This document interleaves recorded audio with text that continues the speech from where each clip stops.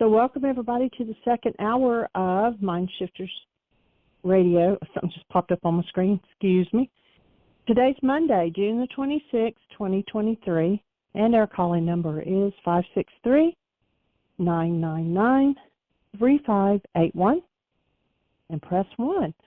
And that puts you in the queue to talk to us. And we would love to hear your comments and questions because that makes this your show.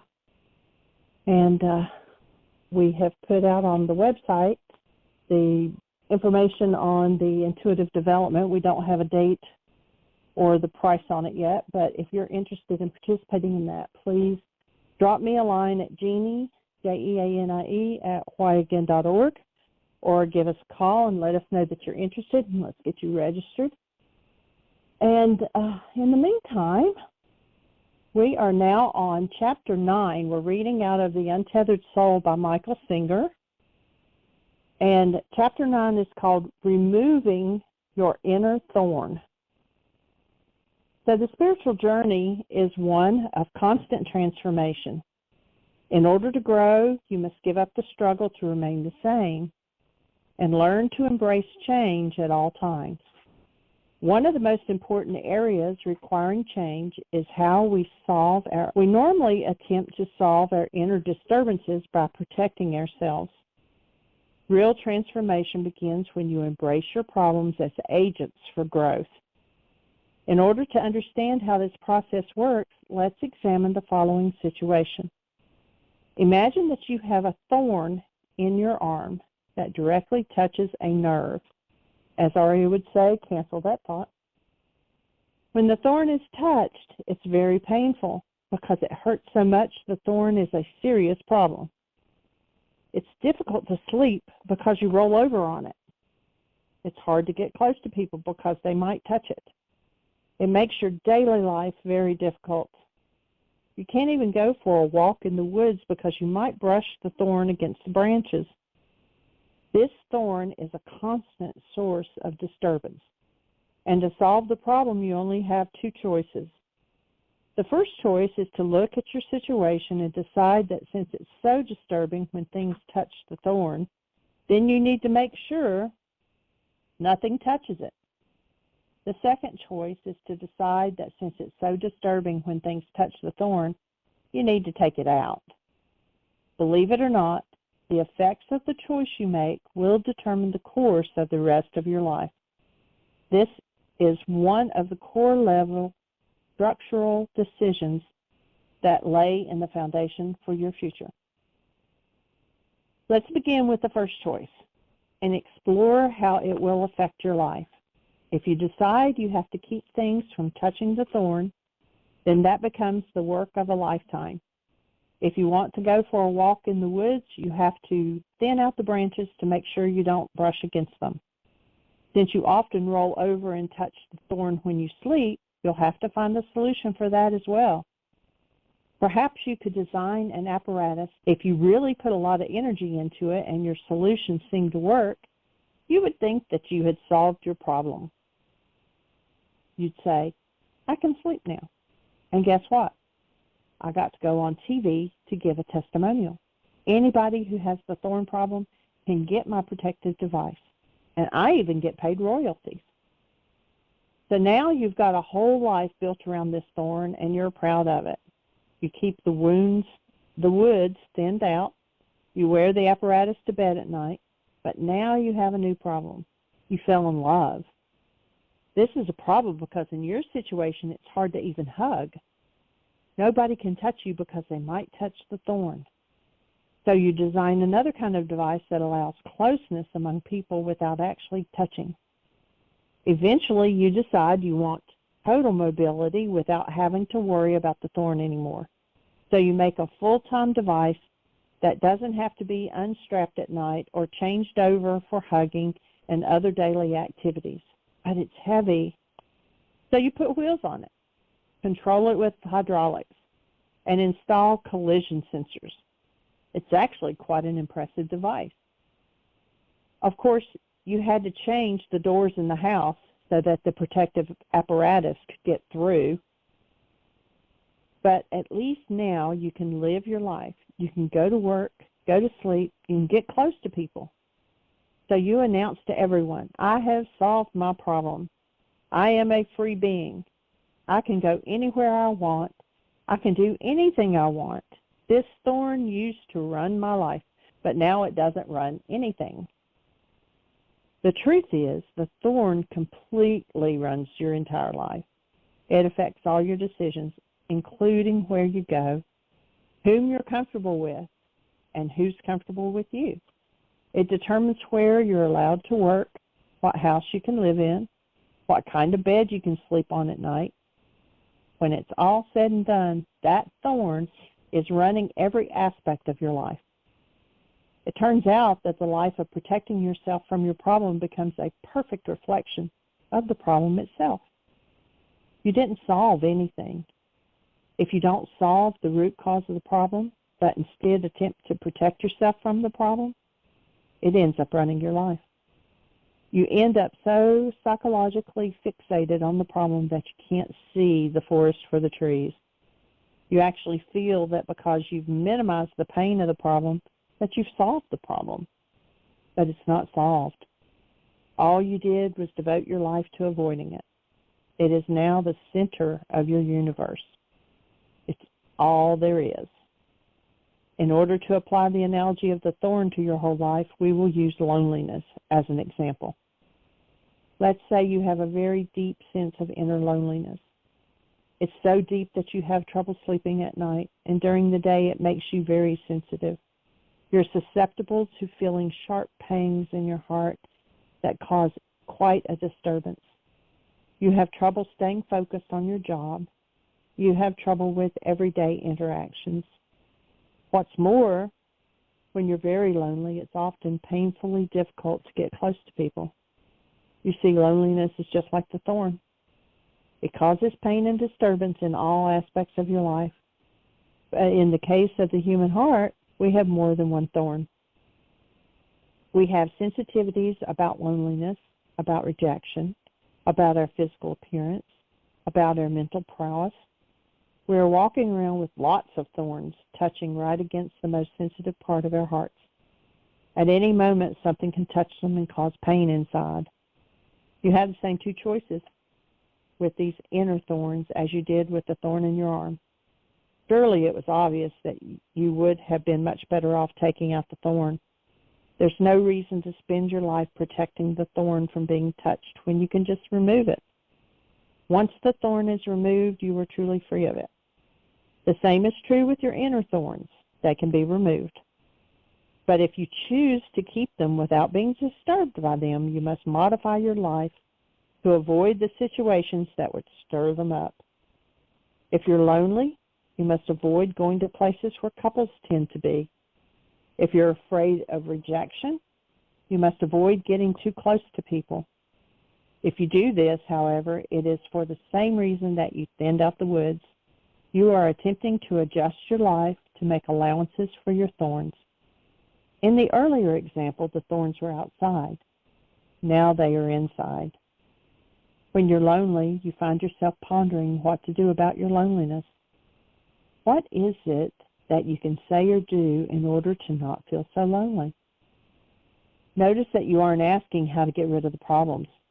You're asking how to protect yourself from feeling it. You do this either by avoiding situations or by using people, places, and things as protective shields. You're going to end up just like the person with the thorn. The loneliness will run your entire life. You'll marry the person who makes you feel less lonely, and you'll think that's natural and normal. But it's exactly the same as the person who is avoiding the pain of the thorn instead of taking it out. You have not removed the root of loneliness. You have only attempted to protect yourself from feeling it. Should someone die or leave you, the loneliness would again disturb you. The problem will be back the moment the external situation fails to protect you from what's inside. If you do not remove the thorn, you will end up responsible for both the thorn and everything you pulled around yourself in an attempt to avoid it. Should you be fortunate enough to find someone who manages to diminish the feeling of loneliness, You will then begin worrying about keeping your relationship with this person. You've managed to compound the issue by avoiding the problem. This is exactly the same as using the apparatus to compensate for the thorn. You have to adjust your life accordingly. The minute you allow the core problem to stay, it expands into multiple problems. It wouldn't dawn on you to just get rid of it. Instead, the only solution you see is to try to avoid feeling it. Now you have no choice but to go out and fix everything that affects it. You have to worry about how you dress and how you talk. You have to worry about what people think of you, because that could affect your feeling of loneliness or need for love. If someone's attracted to you and this eases your feelings of loneliness, you wish you could say, "How do I need to act in order to please you? I can be any way that you want. I just don't want to feel these periods of loneliness anymore." You now have this burden of worrying about the relationship. It creates an experience of underlying tension and discomfort, and it can even affect your sleep at night. The truth is, however, the discomfort you're experiencing isn't actually the feeling of loneliness. It's the never-ending thoughts of, did I say the right thing? Does she really like me? Am I just kidding myself? The root problem is now buried under all of these shallower issues that are all about avoiding the deeper ones. It all gets very complicated. People end up using their relationships to hide their thorns. If you care for each other, you are expected to adjust your behavior to avoid bumping into each other's soft spots. This is what people do. They let the fear of their inner thorns affect their behavior. They end up limiting their lives just like someone living with an external thorn. Ultimately, if there is something disturbing inside of you, you have to make a choice. You can compensate for the disturbance by going outside in an attempt to avoid feeling it, or you can simply remove the thorn and not focus your life around it. And I can stop there, or I can keep reading.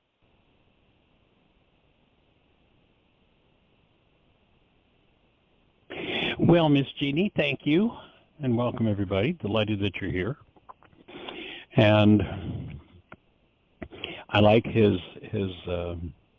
layup for this idea of everybody has painful realities that they really don't want to look at and don't want to deal with, and they try to organize everything in their lives, control everything in their lives to make sure it doesn't happen to me again. And the more, because we are creators, the more energy we put into making sure it never happens again, the faster it's going to happen again. So it's an amazing ongoing process, a balance between, for most people, that game of avoidance or control, and the willingness to say, I'm going to step into whatever's here. And one of the really big points to me that moves us toward willingness is a piece of understanding, and I don't know if Michael gets to this in his book, but whatever the thorn is that you don't want to deal with,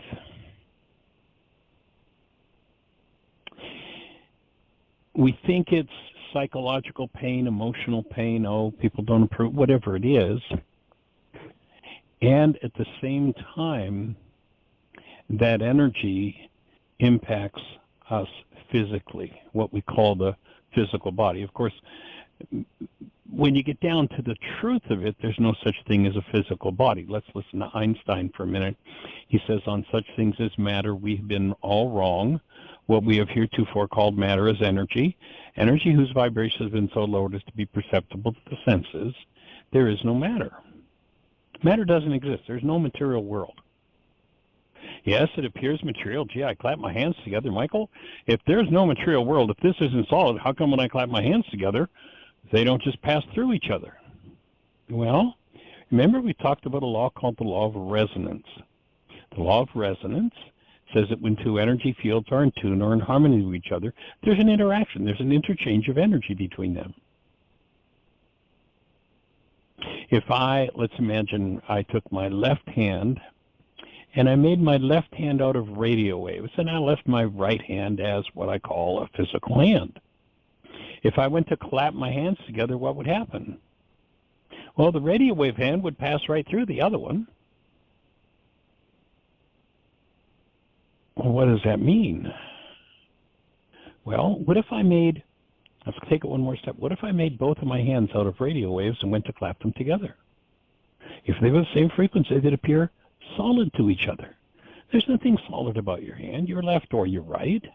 There's nothing solid about a radio wave, but where there is resonance or attunement in that energy system, there is an impact or an effect created. You know, a radio wave comes floating through the air. If I tune my, notice that that radio wave has no impact, at least in any visible way or auditory way, until I tune it to just the right frequency on the dial. And then when I hit the right frequency, all of a sudden, there's an interaction between the radio wave that's always been here and the radio. Why wasn't that interaction here before? It wasn't here because they weren't attuned. So my hands appear solid to each other because they are resonating energy systems. And therefore there's an interaction between them. So if there's something in me, some thorn in me that I'm trying desperately to avoid, and, you know, I love the description he had about, you know, having the machine and the wheels and all that, and see, nobody touches it. But the more I try to avoid whatever that thorn is, as he's very, you know, humorously describing, the more energy I put into it, the faster somebody's going to come and bang into that thorn, no matter how much protection I try to create. And there is one tool that I know of that, not that there aren't other tools to do this piece of work with, but one tool that consistently, persistently, if used, will weaken the thorns and remove them, so that we don't have to give them physical expression.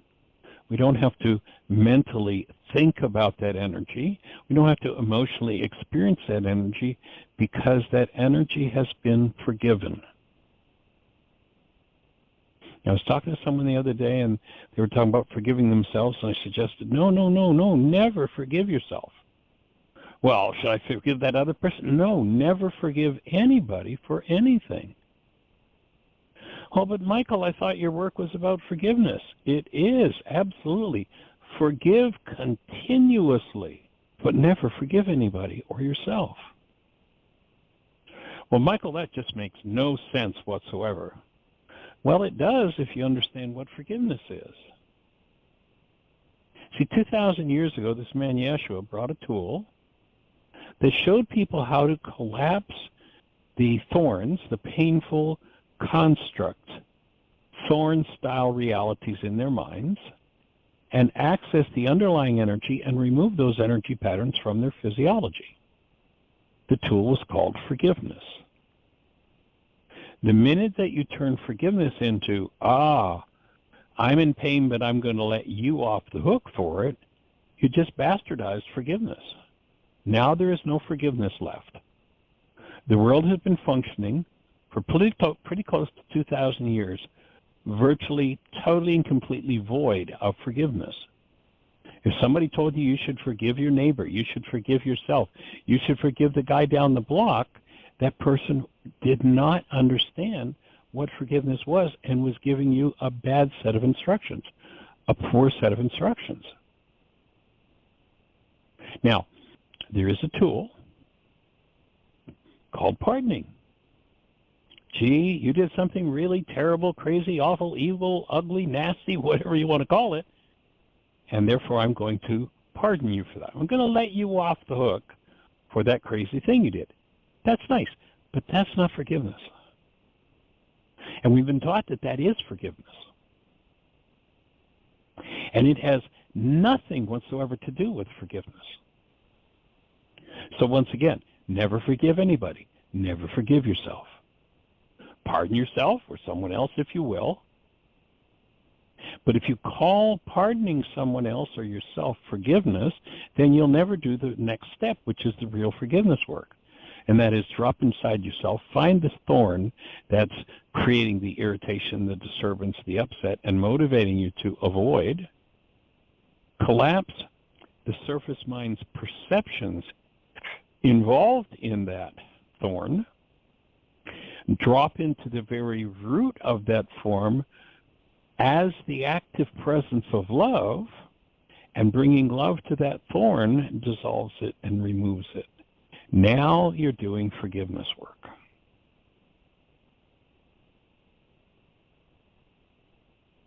Now you're doing forgiveness work. And most of the world has been promoting this idea of pardon. In fact, we've worked with some folks in the Spanish language, and in Spanish, the word that's translated as forgive is pardon. And forgiveness has got nothing to do with pardoning. They're two completely, totally separate things. So pardon someone if you will, or don't. And then, if you want to be free of the thorn that is going to express as physical disease, is going to express as emotional disease, is going to express as mental disease, then you apply forgiveness to remove those energetic patterns. And that's how you get done with the world of drama and trauma and pain. And Arya just came in with a piece of art for me. That's beautiful, sweetheart. It's got hearts on it, and she signed it. And did you glue those on?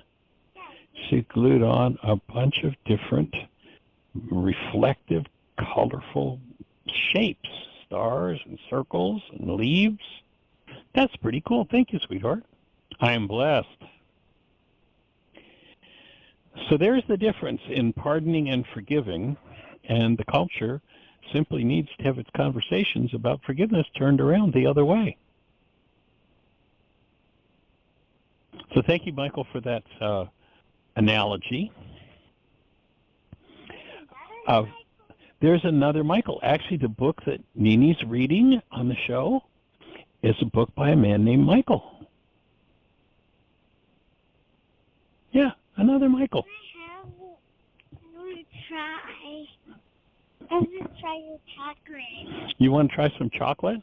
Okay. But let's check with Nini first and see if we have anybody in the phone queue with a hand up or anything happening in the chat room. Well, I just asked her. Oh. No. So, Miss Jeanie? Actually, there are no hands up. And Yanka's in the chat room.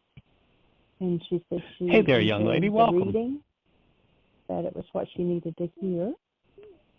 And there are two hands up, but they were up for Dr. Tim, so I think they've already talked to him. So we have well, if you're out there in this land, plenty of time.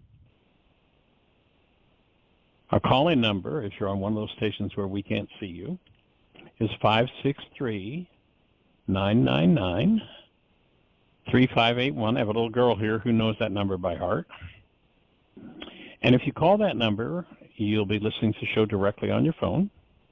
And then if you push 1, that'll put a hand up in the control panel, and Jeanie will know you want to speak with us. So what's on your mind? How can we support you? How is your practice of using the tools going for you? Any major breakthroughs to share? Any major blocks to ask about or that you need support with?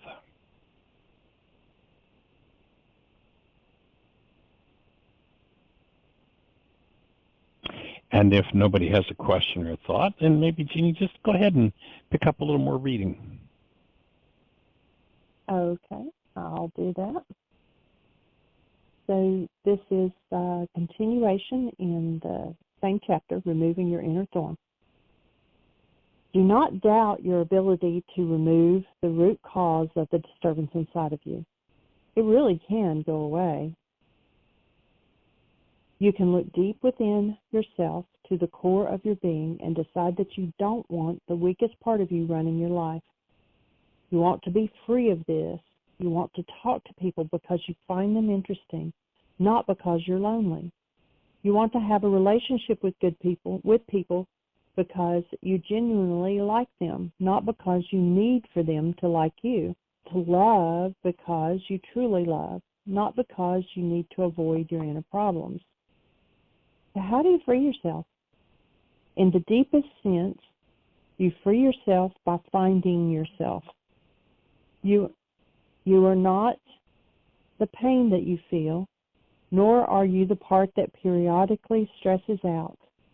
None of these disturbances have anything to do with you. You are the one who notices these things.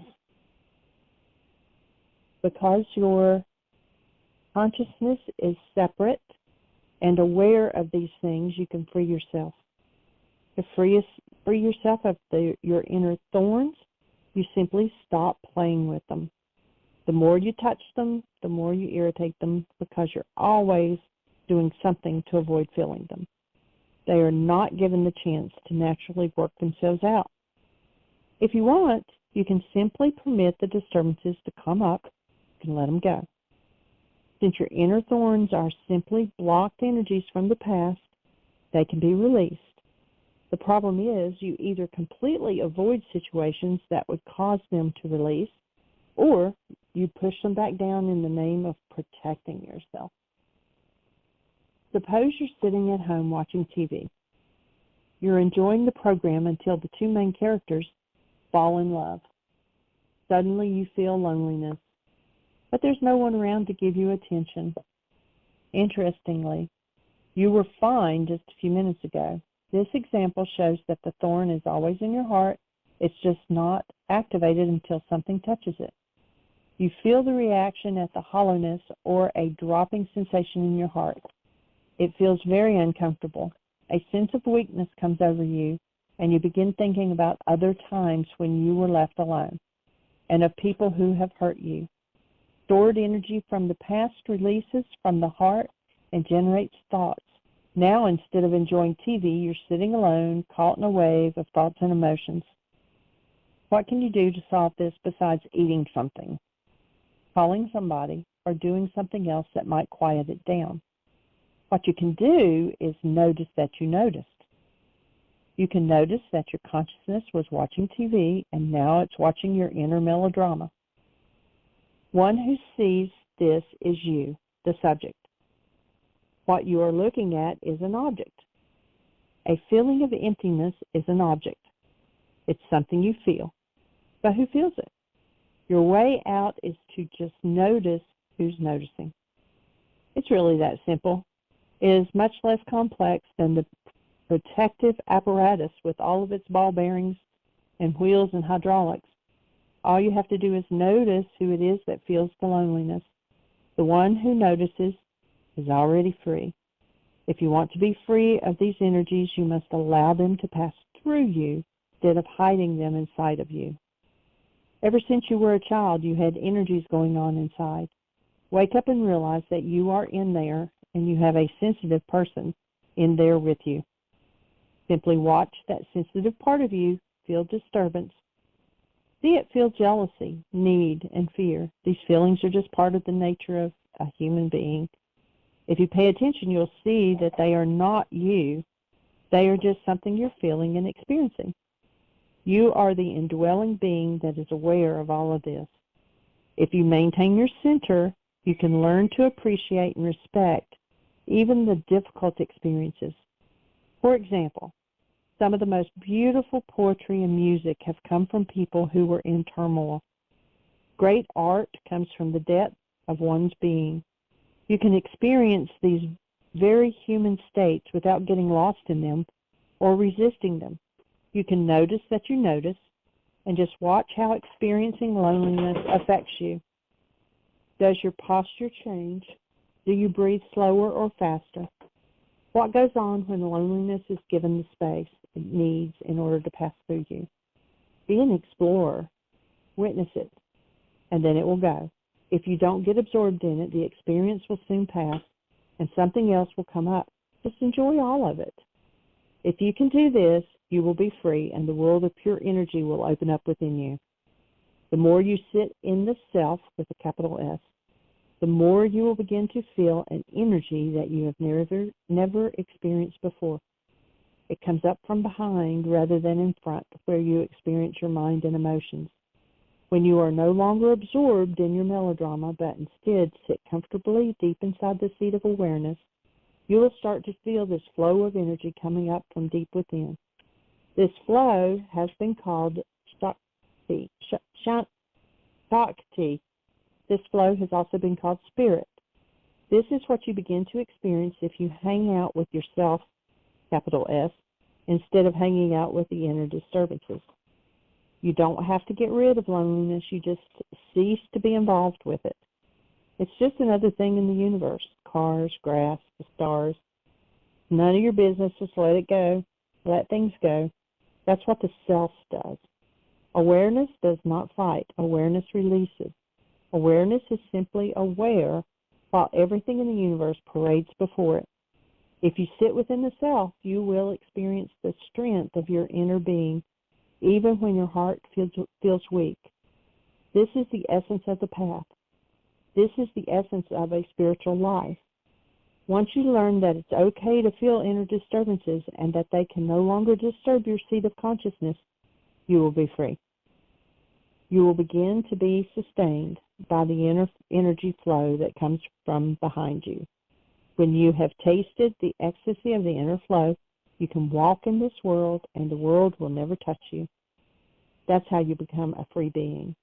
You transcend. That's the end of that chapter. And my offering would be that path he's offering is the ancient path of basically meditation, stillness, and that would be comparable to what we've suggested to you over and over and over again, is that you take time to cultivate relationship with yourself. Take time where the mind is quiet and just be in that space of connectedness. But there's also a very active part that you can play in moving through these layers and accelerating the process. And that's what the forgiveness tool is about accessing those things. That's what the still point breathing tool is about, accessing, processing through those things. That's what mind shifters are about, resonating and getting things moving to be processed through. And I like the way that he came up with that line of, here I am sitting in my loneliness. What else can I do with this besides eat? And it reminded me of a film. And I just looked, and it's now available if you're on Amazon. It's now available free to watch if you're an Amazon Plus member or Amazon whatever it is. And it's a worthwhile film to watch. It's a true story. It's called May I Be Frank. And the thing that triggered it when he mentioned what else can I do besides eat is there's a scene in it. Well, let me go back and let me describe it, but take a look. You can also buy, it's for sale on Amazon for the new version of it's $33, but they have used for $5, under $5 plus delivery. So anyway, it's out there. And it's a true story about a fellow who was an Italian-American who was born and raised, if I remember correctly, in New Jersey, and he's in California, and he stops by a restaurant, and the restaurant has a greeting every day that changes, and when people come in, they're asked a question. And so this particular day, there's a young man who's the son of the owner of the restaurant and one of the other employees who greet this Italian-American man who's kind of obese. And they ask him, the question of the day, I believe if I remember correctly, was, what do you want in your life?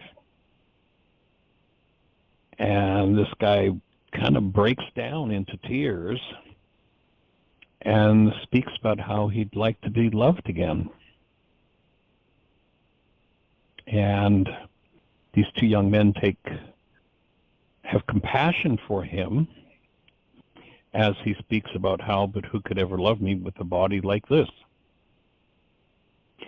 So the son's owner goes back to the owner and says, Dad, I'd like to do a project. I'd like to offer this man our food program and to support him in healing and achieving what he wants. And his dad says, go for it. So these two young men take on a project, and they actually go out and get themselves a camera, and they do a pretty good job of creating a video of this man's healing process, what they take him through. One of the scenes in it that was fairly dramatic, but touches in with this idea of what else can I do with this besides eat, is, they actually form a contract with this man. He signs a contract that he won't eat anything except what they feed him, and there's certain things that he will do, and he agrees to that. So they take him on kind of as a client. One of the things that they do is they go into his kitchen and they clean out all of the drugs, which means about 80 to 90% of what he had in his kitchen had to go, because everything is laced with white flour and sugar and caffeine. Such so-called foods aren't foods at all. And they literally go in and, take bags and bags and bags of called food out of his kitchen. So the only thing that's allowed in his kitchen are things that are actually nutrition and actually are food. He goes through, it's a powerful look at the healing process and some of the things, the thorns, so to speak, that are going to have to be faced. And at one point, he's been estranged from his wife and from his daughter, and he wants to reestablish a relationship with them. And so they're sitting in his living room. His daughter's flown in his wife and his daughter have flown in from, I think it was New Jersey. And they're sitting with these two young men, and they're kind of processing their lives together. And it's all nicey nice, here's my former wife. I'd like to get back at least on good terms with her. And they're talking, and all of a sudden an issue comes up where she violates his goals, and he flies into a fit of rage. And it's just, it's so real.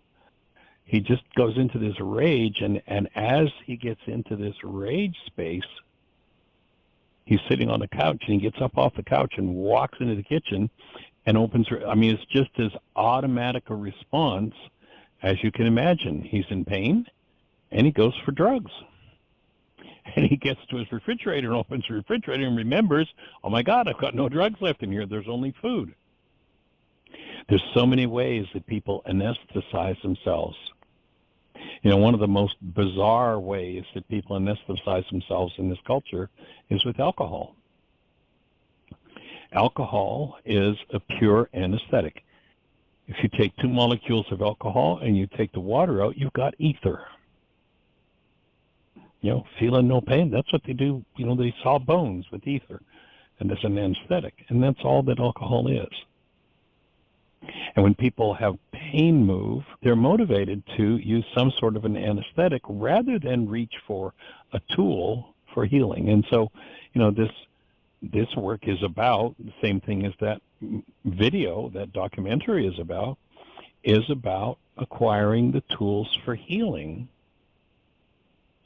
and being able to face those painful realities that oftentimes are generations and generations and generations old. And so I'd invite you to perhaps, jump on Amazon. I'm sure that eBay probably has used copies as well, but for I think with shipping for $8, you can order the DVD, or if you're an Amazon Prime member, it's a free watch. May I Be Frank? It's powerful. And it gives some insight into what's involved in this healing process.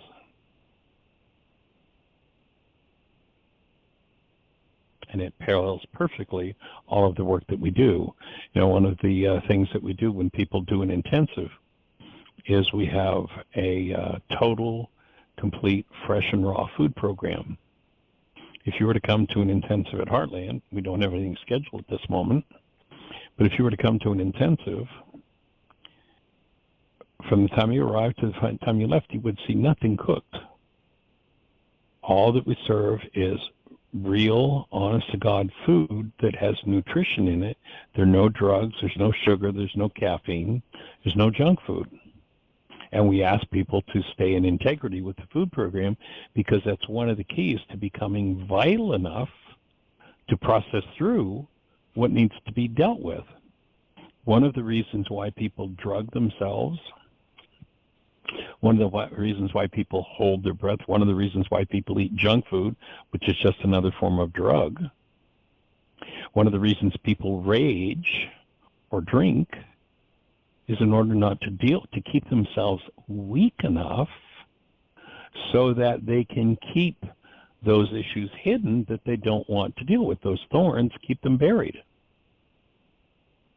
And when you get into a supportive environment where you are actually eating food that is packed with nutrition and vitalizes your structure, part of the healing process is that as your vitality raises, those things that you've been hiding with that lower vitality all of a sudden start surfacing. If people do, like for instance, we have one online intensive, self-study intensive now. Codependence to Interdependence is actually a 90-hour program that if people want to do a self-study intensive, covers the workshops, why is this happening to me again, codependence to interdependence, communication to share what I think I said, mind shifters and still point breathing.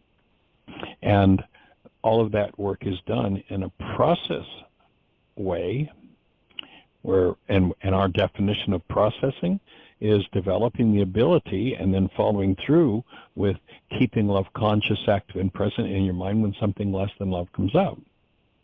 Part of that online program is that, or that self-study program, is that we also have a total fresh and raw food website or Facebook page that's private to the intensives. And on that page, it goes through, it was beautifully done, and we thank Yarate for her work in doing that. And it has videos and pictures and, 14 weeks, 3 meals a day for 14 weeks of fresh and raw food, how to prepare it, what equipment you need, just everything is right there. And then there's an app called Trello that has all of the recipes in it. So that's part of that intensive program. We're also looking at doing a 10-week intuitive development intensive, which will also, of course, include the food program. It's an important part of healing to engage in starting to shift your diet. If you're used to using a drug-filled diet, there's lots of sugar, there's caffeine, there's empty calories,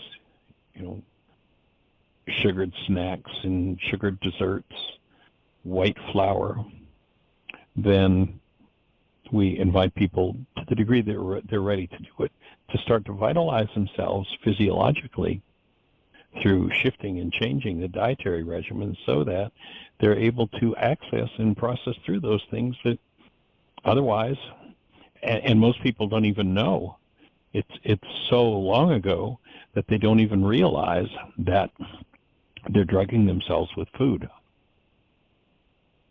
If you go look at your refrigerator and start reading the labels, if the second or third or sometimes the first or the fifth ingredient is corn syrup or sugar, even if it's cane sugar, it doesn't matter. It's a drug. It's an anesthetic when it is used without the complement of a whole food connected to it. The cell runs on sugar. That's what the fuel is for the human cell. But if you take in pure sugar, I mean, it's kind of like if you've got a gasoline engine and you cut out all of the air in the carburetor and just feed pure fuel into the engine will burn up. It won't run. There needs to be a mix of air and gasoline. In the same way, yes, the body converts proteins or anything it eats into sugars, and that's what fuels the cell. But if you simply take that pure sugar without it being part of a whole food, then the body metabolizes it almost instantly, and now somebody ends up with blood sugar problems that lead to things like diabetes. And so the wake-up call is to actually eat real food and recognize when there's a craving for something that is not an actual food, that can be a signal that, here's a thorn. And the way I avoid my thorn is, just give me a candy bar. Just let me have some sugar, then everything will be okay. It's like, no, it's not going to be okay. And so all of that's part and parcel of the healing process. And the willingness to embrace what's there, cultivate your relationship with yourself as love, and recognizing that if something less than love surfaces in you, that's an opportunity to do some work, to engage in the tools. So, Miss Jeanie, does that arouse any thoughts for you? And or do we have anybody in the phone queue with a hand up? Anything happening in the chat room? There are no hands up. No, it's all quiet. I will say that, you did Hear My Voice Book Club on the 22nd. You went through a wake-up sheet with the group, and that video is now on YouTube. The link is in today's notes. And then also the next day, on Friday, you had a conversation that was kind of a follow-up to that, and we pulled that out of the 2-hour recording, and so that link is also in the notes for today. Thank you for separating that out, sweetheart. That the two fit together really well, I think, and make a really bigger picture of the forgiveness process. And the worksheet that we did, the young lady that was part of the process was so willing and ready to move through things. It was really pretty profound. It's about a 2-hour video. So if you choose to watch that, if you go to our YouTube channel. And to do that, all you do is you can go to our website, go to whyagain, whyagain.org, and you'll see the social media links. Click on YouTube, and that'll take you right to our channel. Or if you're on YouTube, just type in Michael Ryce, R-Y-C-E, and then look for Hear My Voice, and then the date was, what's the date on it, sweetie? The June 22nd. 22nd. So it's about a 2-hour worksheet. There were some good questions, some good process work, and it was an excellent interaction. So if you're out there in listener land, we've got about 10 minutes left to chat. So how can we support you? What's on your mind? Call-in number is 563-999-3581. Let's talk about it. How can we support you?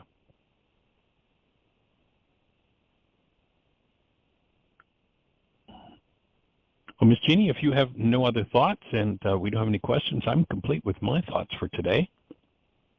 And so I'm just going to say, everybody, have the best year yet of your... Good. Hold. Go for it. Good. Michael, 770, you're on the air. Hi, folks. How are you today? Hey, we're rocking. How about you, Michael? Wonderful. Wonderful. I could take this opportunity to say hello. Awesome. Glad to hear from you. Glad to be able to catch you. And, Jeanie, thank you for separating that out. I did get to listen to nearly half of the book club from the 22nd. What a great experience that is. So just want to mention that. It sounds like things are returning to normal for you there in Texas. Sounds like things were quite a mess from that storm. They were quite a mess. We were over a week without power. And Really? Yeah. It's. You need to get Texas back on the grid with the United States. Yeah. Yes, indeed. It was quite an experience. That's the warmest time I ever had. And it's going to get even warmer this week. We got a heat index today of 114. It was in the low 100s, I guess, last week when we didn't have power. So glad that we got some power back. And it's heading for 120, I think, before this week is over. So air conditioning. Mm. Well, it's interesting. You're not that far from us. You're not that far from us, Michael. I don't know exactly, but we are experiencing like it's probably, I don't know, maybe 74 or 75 degrees right now here. And it's been very cool the whole, spring and on into summer. I mean, we're getting days that are going up. I think it's supposed to go up to 85 today, but, this morning it was in the high 60s. And wow, really quite cool and quite unusual. Yes, my understanding is there's this big dome over the central part of the states, and it's causing a big drought. So the wheat, corn, and soy crop are in jeopardy, and I guess that is affecting Texas. I'm in northeast Texas, about an hour from the Arkansas border, an hour from the Louisiana border. Right. And I haven't had time to even look at what's going on in the rest of the state, but if it's this warm here, I'm guessing it's even warmer down in southern part of the state. Well, holding you in cool breezes and safety. They're dangerous temperatures for outdoor. Yeah, that's what's giving me a little reprieve right now to be able to be inside. And so here we are. But I did have one quick question, and Please. I think you answered it a little bit ago, but of course even though I'm listening, I'm distracted with other things going on here. But one question I've had for a while is I'll notice myself personally that I'll be doing something, whether it's working outside, washing the dishes, and I'll notice I'm holding my breath.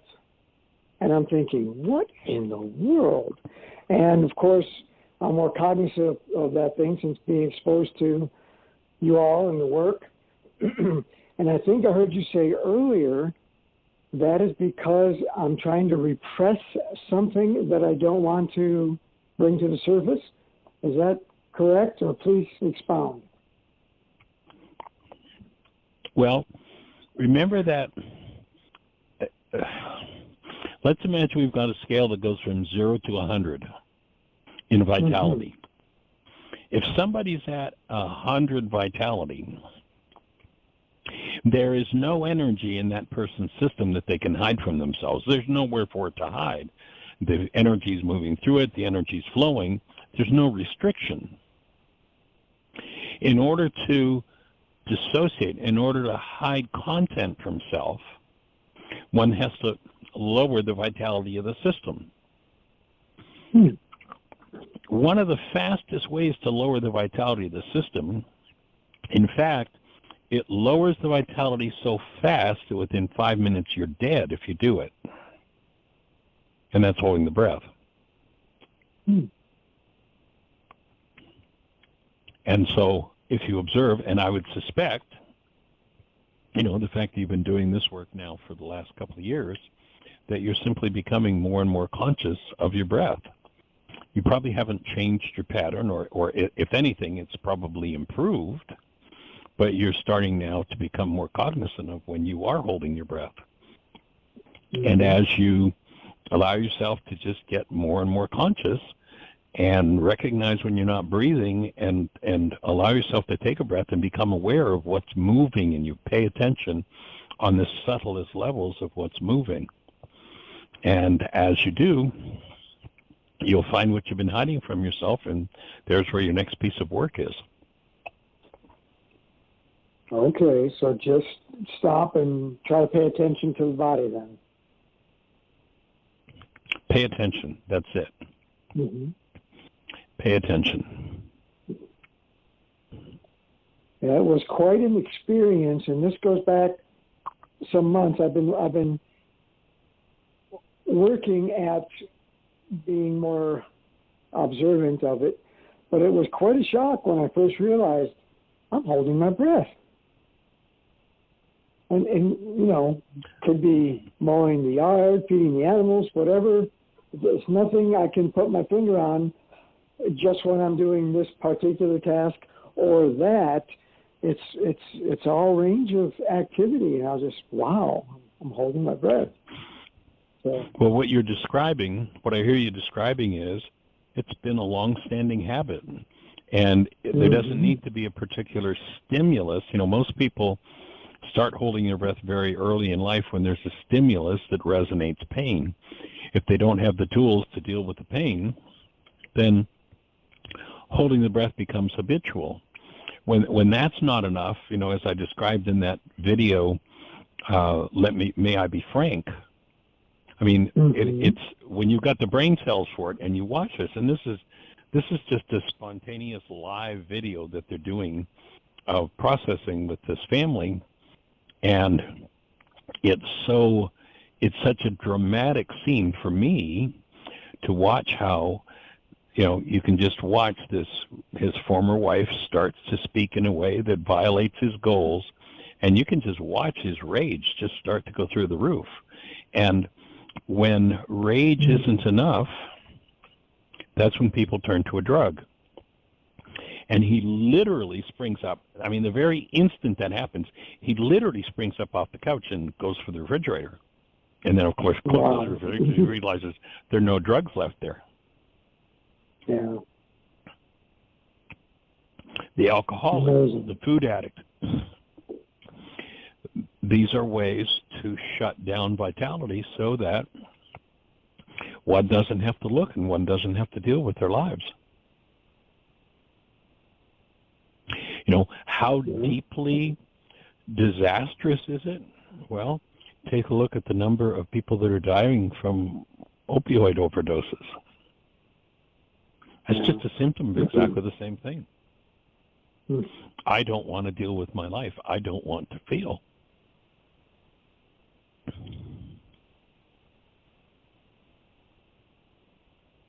So willingness and using the tools opens to where it becomes safe to breathe all the time. I can stay at full vitality all the time because there's nothing that I need to hide from myself. What a beautiful feeling when I recognize it and take those nice deep breaths afterwards. Oh, yeah. It's wonderful. It's awesome. It is awesome. And we're designed to breathe. And, you know, there are all kinds of theories about why, you know, the breath works. But in the last analysis, what I believe is really going on, if we go back into the Aramaic scriptures, in the creation story, where we're told by the Greeks that the words say God sent out his spirit, it doesn't say that. It says the Creator sent out its breath. It's our direct connection to the Creator. And the denial of the whole breath, the ability to breathe fully, is the denial of the Holy Spirit in churchianity's terms. It's literal. I mean, it's literally physiological. It's not some kind of theological thing about some kind of spirit being. It's literally the very core of our lives. So joining you in the willingness to breathe, and the show's going to cut us off in a minute or so, but we'll just go right to completion and see what other thoughts come up. Well, so appreciate you all, and nice to connect, although short. I missed those times when I had got more flexibility. But Well, holding you in coolness, my friend. Thank you. It's going to be another interesting week, but we'll hold space that this whole area of the country can get some reprieve and some rain up in the Midwest. Yes. Take care of yourself, my friend. Thank you. We'll be in touch, and thank you all again. Okay. Lots of love and blessings. Take care. Bye-bye. Blessings. Bye. And real quickly, just a reminder that this Thursday, the book club is going to be doing A Course in Miracles, and you'll be doing a question and answer after you watch. I think you're going to do What is the World this week? What is the World? That's the video we're doing on Thursday at 3:30 Eastern Time. Awesome.